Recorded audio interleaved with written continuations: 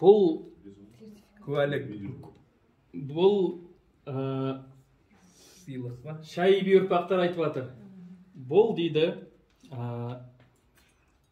қасиетті Қағбаның құлпы мен кілті дейді. Аллаху акбар. 1403 жылғы дейді. Қазір 1443.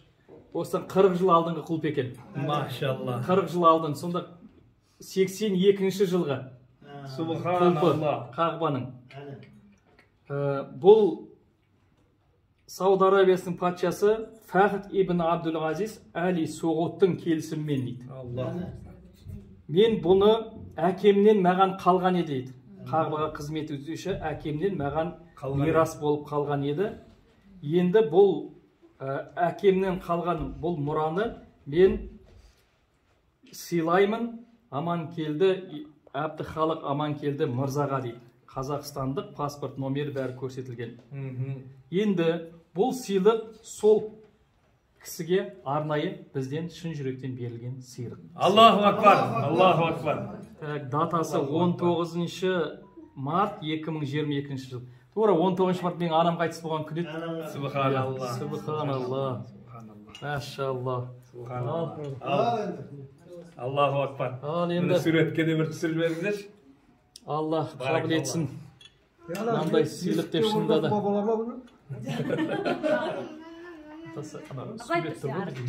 картинканы алып берші, көрсетіп. Үстінде тұр ғой енді. Қағбаның есігі тұрған.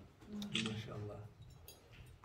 Мынау кіртім бесе де риза болар едік. Құлпымен қоса. Кәні құлпын енді кілтімен. Қанша келі алтын мынау.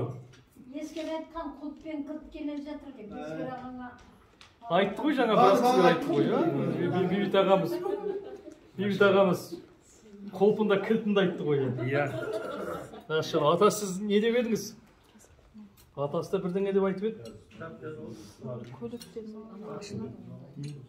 Атасы не деп айтып едіңіз? Міне. Міне тұр ғой міне. Міне. Құлпы.